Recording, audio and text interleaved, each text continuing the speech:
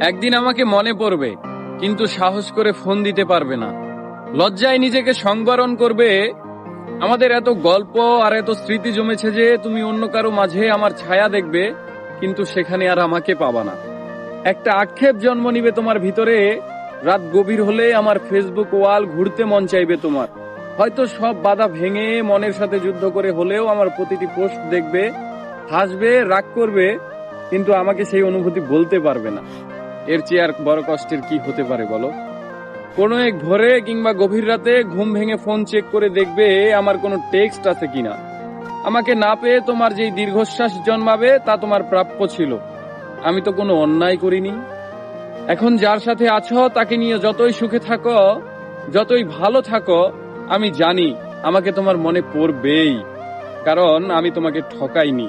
তার সাথে কাটানো প্রতিটি সুখময় মুহূর্তে আমি থাকবো তোমার মস্তিষ্কের একটা কোণে। এর চেয়ে বড় শান্তির আর কি হতে পারে বলো? আমাকে কষ্ট দেওয়ার প্রতিটি পাপ তোমাকে ঘিরে ধরবে। একদিন তুমি অসুখী হবে, একদিন তোমারও আমার জন্য কাঁদতে মন চাইবে, কিন্তু চোখের পানি আর আসবে না। এক শীতে সমুদ্রে স্নান করতে যাবে, সাথে প্রিয় মানুষটা থাকবে, অথচ সেখানে আমার থাকার কথা ছিল। এক জ্যোৎস্নার রাতে আকাশ দেখে তোমার চোখের কোণায় পানি জমবে। এত সুন্দর রূপালী জ্যোৎস্না আমাকে ছাড়া দেখবে, আর কষ্ট তোমাকে জাপতে